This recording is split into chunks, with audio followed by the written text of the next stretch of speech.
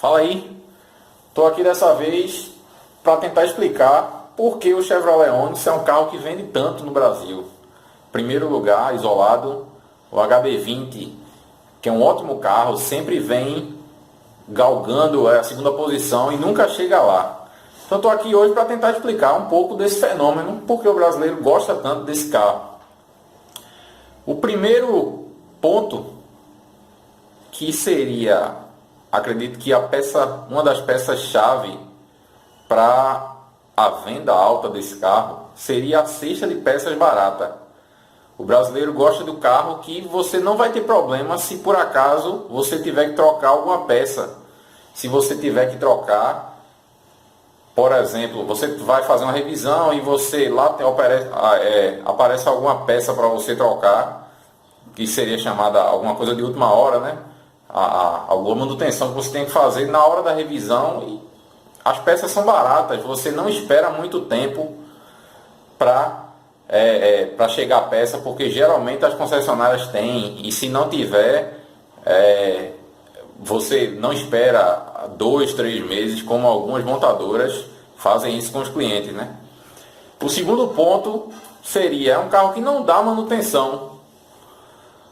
Não dá manutenção, em outras palavras, significa o carro que não vai te deixar na mão. Não é o carro que você compra e você tem que passar o tempo inteiro preocupado, porque se der manutenção, não vou ter peça, ou a peça é muito cara, ou simplesmente é um carro que tem fama de quebrar. Não, não é um carro que tem fama de quebrar, ele é um carro muito parecido com o Celta, na parte do motor, o motor é bem próximo do Celta. Eu não sei se é o mesmo motor, mas é um motor que é bem próximo. E o Celta, a característica dele já é por si só um carro, é um carro, digamos assim, difícil de quebrar. É muito raro você ver Celta com vazamento de óleo. Pode acontecer com a maioria dos carros do Brasil, né, os populares, mas você não vê. É muito raro você ver em concessionária Celta parado. O Onix segue a mesma linha. Você não vai ver muito Onix parado. Tem exceções? Tem, mas a grande maioria não. Size Impression. Outro ponto que eu queria deixar claro. O brasileiro ele gosta de carro com impressão de tamanho maior. O brasileiro parece que não entende o que é categoria de carro. Ele quer comparar carro subcompacto com carro compacto. Carro compacto, Onix, Sandero, Gol. Carro subcompacto, Celta, HB20, aquele Up, o Up também. E quando eu falo subcompacto, não é menosprezando esses carros de maneira nenhuma. São carros ótimos. Inclusive o Up TSI é um dos carros que é fenomenal, né? na categoria, porque é um carro que oferece um turbo, dos poucos dos populares 1.0, né? Ele é o único que tem o turbo. E claro, tem outros, mas em suma ele é o que vem fazendo o maior sucesso. Não quero denegrir esses carros, porém eles são, com relação ao espaço interno, ele entra na categoria subcompacto, porque no banco de trás, eu estou falando a largura do carro. A largura do carro não é tão grande quanto a de um compacto. Por exemplo, um Sandero, quem já entrou no Sandero sabe que ele é gigante por dentro. O Onix nem se fala, é o maior que tem da categoria. E também o Gol também é grande. O Gol é um carro grande, né? E aí seria mais um quesito. Amplo espaço interno, como eu já falei. O carro também é um carro que aprovou. O que seria isso? Muita gente tem me perguntado, Edson, será que esse Argo vai vir para barrar o Onix? Só o tempo dirá. Por quê? Porque muitas vezes o pessoal acha, não, esse carro ele tem coisa, foi o Ford Ka. O Ford Ka chegou, Ford Ka, apesar dele ter um comprimento bom, com tamanho bom, e oferecer algumas coisas a mais que o Onix não tem, como por exemplo o controle de estabilidade e tração. Muita gente achou que vinha para barrar o Onix, para tirar o Onix da jogada, e não foi assim, porque o brasileiro não tem esses quesitos como principais. Por exemplo, já falei do espaço interno, já falei do carro alto, né? O carro, em outros vídeos eu falei do carro alto. O brasileiro gosta de carro alto, tanto é que os SUVs estão crescendo absurdamente as vendas. E o brasileiro gosta de carro, ele não tem a potência do carro como uma coisa primordial. Ele prefere um carro que ofereça conforto ao rodar, um carro silencioso, um carro alto, que a suspensão passe no buraco e você não sinta aquela coisa dura. Ele prefere carro que você se sinta, digamos assim, a posição de dirigir seja uma posição que você veja o trânsito com mais amplitude. Isso o brasileiro tem de sobra no Onix. Tanto é, né, que assim, a gente vê que dos carros mais baixos, o brasileiro ele tende a se sair. E são os carros mais europeus, digamos assim, entre aspas, né? O brasileiro ele gosta mais dos americanos. Cada vez está ficando mais americanizado o gosto do brasileiro.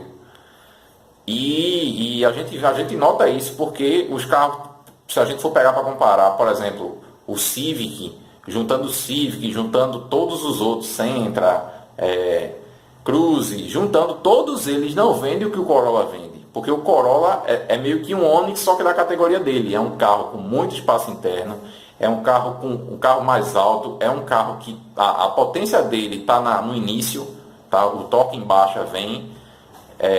Já o Civic é o torque em alta que prevalece, que digamos assim, ajudaria nas estradas da Europa, que você tem 150, 100 km de estrada com mato de um lado e mato do outro, e você acelera e você precisa de carros que você entre numa curva perto de 200 por hora e você precisa da solução da engenharia melhor para aquilo ali. Então seria o carro com força na alta, que não é o caso do Corolla. O Corolla a montadora fez para entrar nos Estados Unidos e vender. Então seria mais ou menos o raciocínio do Onix. Não é um carro com muita potência em alta. O Onix 1.0, claro, não tem potência, né? A gente não pode chegar aqui e comparar potência, mas seria um carro que para o Brasil a potência não é o quesito principal, já que você vai estar rodando num trânsito pesado. É um trânsito que, quanto mais confortável você tiver dentro do seu carro, melhor.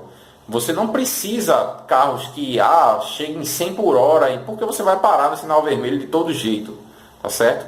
Então não tem para que isso. Então ele quer um carro que não quebre, um carro com muito espaço interno, um carro mais americanizado, que seria o mais alto, estilo SUV, aquele que dá uma amplitude geral. Quem entrou em um Onix sabe, você dirige alto, você não tem aquela, como era, por exemplo, um Celta, que você era bem baixo, você sentia que estava quase no chão. Civic nem se fala, né? Porque o Civic é bem baixinho, é uma posição mais esportiva. E o cara que, convenhamos, né, paga 40 mil reais hoje no carro, 45, ele quer um carro confortável. Ele não quer um carro que você se sinta baixo e se sinta temeroso em relação ao trânsito. E só para efeito de comparação, o HR-V e o Corolla são carros que na categoria deles são os mais vendidos por conta justamente do gosto americanizado do brasileiro. O brasileiro está exatamente assim, carro com muito espaço interno, carro que não dá manutenção, é um carro que vai resolver o seu problema, não te dá problema. Quanto menos você aparecer em concessionária, melhor. E assim, você tem o conforto ao rodar e a potência é um quesito que realmente não interessa. Outra coisa, controle de estabilidade e tração. São pontos que, na minha opinião, deveriam existir em todos os carros, tá certo? Eu acho que as montadoras, quando não colocam, isso aí é um grande problema para nós consumidores, porque a gente merece ter um carro seguro, entendeu? Mas assim, infelizmente, o brasileiro em geral ele não acha isso um quesito primordial, porque ele entende que você não vai estar colocando o carro em situações que você vai fazer curvas a 130, 140, 150 por hora. Então você não vai jogar, que realmente é a verdade, porque assim, uma boa parte da população pega a cidade para ir trabalhar. Quando pega estrada só fim de semana, a maioria das vezes é fim de semana. E quando você pega estrada, as estradas do Brasil só vão até 120 por hora, quando muito, porque a grande maioria não passa de 80 a 100, 80 a 100. Quando você pega uma via, o máximo que você consegue chegar de velocidade é de 120 por hora. Então não tem muita lógica você comprar um carro para você estar andando perto de 200 por hora. Não tem lógica isso. Teoricamente você está andando fora da lei o tempo todo. Então o brasileiro não preza esse tipo de coisa. Ele preza justamente o que eu falei. Tá certo? Então, espero que eu tenha explicado um pouco aí o porquê do Chevrolet Onix está vendendo tanto por conta do gosto do brasileiro. E se inscrevam no canal, curtam, dê o like aí, tá certo? Pra gente ter mais discussões aqui. Qualquer coisa vocês colocam a opinião de vocês embaixo, porque vocês acham ou desacham se o carro merece ou não tá sendo vendido. Coloca a opinião aí abaixo e compartilhe esse vídeo com um amigo seu que tenha essa dúvida ou que precise desse esclarecimento. Tá ok? Até o próximo vídeo. Valeu, um abraço.